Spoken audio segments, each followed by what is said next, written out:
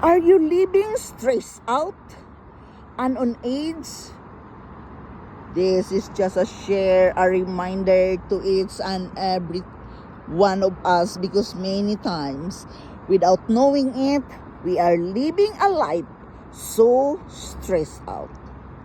But if you can bring in worry and stress and strife onto God, that's going to weigh you and your family a healthy life.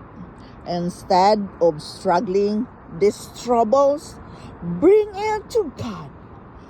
He will get you a free life and make the change today in your life.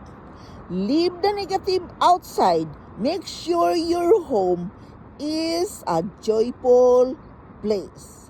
So don't live stressed out and on edge. Take it to the Lord in prayer.